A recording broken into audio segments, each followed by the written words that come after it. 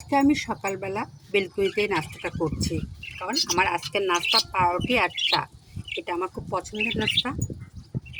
আমি ডিমটা নিতে পারতাম, কিন্তু ডিমটা নিলে চা দিয়ে পাউরুটি খাওয়ার মজাটা বুঝবো না। এর জন্য ডিম নিয়ে পাউরুটি আর চা। যখন আমার সকালকার নাস্তা, মেঘলা আকাশ, বারান্দার প্রকৃতিটা অনেক সুন্দর লাগছে, মেল বাতাস বইছে, আর এর মাঝে বসে বসে নাস্তা খেতে অনেক ভালো লাগবে।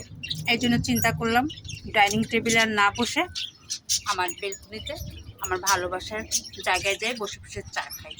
শুধু চা খাবো আর তার সঙ্গে নাস্তাও করছি। এই নাস্তা খাওয়ার পরে আমার একটা কাজ হলো, এই দেখুন আমি অলরেডি সবজি পানি রেডি করেছি, কারণ যেভাবে গরম পড়ছে ওদের খাদ্য দিতে হবে আর গাছগুলোর যত্ন নিতে হবে। বৃষ্টি বৃষ্টি করে করে অপেক্ষা করে বৃষ্টি আর আমাকে ধরা দিচ্ছে না, যার ফলে আমি আজকে নিজেই রেডি হয়েছি পানি দেওয়ার জন্য গাছগুলোতে। নাস্তা সেরে আমার এই ভালোবাসার গাছগুলোতে পানি দিতে হবে। দেখুন কিছু গাছ বাইরে আছে, খুব করুণ অবস্থা, নুয়ে পড়েছে। বেশিরভাগ গাছের এই অবস্থা। আর পানি পেলে, ঠিক মতো যত্ন পেলে সেই ফুল ফুটে আরও সুন্দর লাগবে। আমার বারান্দার লুকটা দেখুন কত সুন্দর। আমার বারান্দা ফুলে ফুলে ভরপুর। ওই বারান্দায় গোলাপের ভরপুর, আর এই বারান্দায় এই ফুলগুলা। এই দেখুন, আর এই জন্য আমি যত্ন করি সময় মতো, ঠিক মতো এবং অতি ভালোবাসা দিয়ে। আমার এই গাছগুলোর দেখুন, মরিচে দেখুন কত মরিচ, প্রতিটা পাতায় পাতায় মরিচ। আপনারাই অবাক হবেন যে এত মরিচ ধরেছে। এটা আলহামদুলিল্লাহ, কয়েকদিন মরিচ খেলাম, এখন আর মরিচ তুলছি না। ভাবছি এবার লাল লাল মরিচ দেখাবো আপনাদের। আর এই জন্য মরিচ গাছটা যত্ন নেওয়া হচ্ছে। আর এই ফুলটা তো অনেক সুন্দর, আর এটা তো অসাধারণ।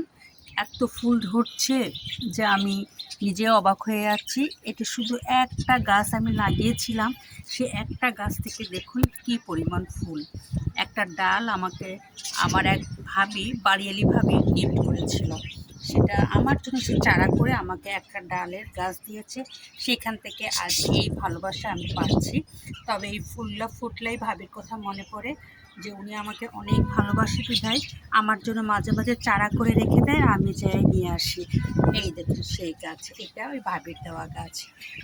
আর পিস্তিলে আজকে কেটে ফেলবো পানি মানি দিয়ে আছে গাছটা, কারণ পিস্তিলে আস্তে আস্তে চেহারাটা খারাপ হয়ে যাচ্ছে, এর বয়সের ছাপ চলে আসছে পিসলিলির। এই জন্য পিসলিলি সরাই ফেলবো। এবং পিসলিলি ছাড়াও আরও দেখলাম যে কুশি বের হয়েছে, আরও ফুল হবে। এই জন্য যত্নটা ভালোভাবে করতে হবে। এই দেখুন আবার পিসলিলি হচ্ছে, যার ফলে আমার গাছগুলার যত্ন ঠিক মতো নিতে হবে। আর এই যত্নের কারণে আমি সুন্দর সুন্দর এই ভালোবাসার উপহার পাই। এখন আর দেরি করব না, আমি নাস্তা করব। নাস্তা বেলকুনিতে বসে করে তারপরে আমি এই গাছে পানি দেবো, কারণ আজকে মেঘলা দিন, গাছে পানি দিলে খুব সমস্যা হবে না, রোদের তাপ নেই। আমি এখন নাস্তা করছি, এখানেই রাখলাম।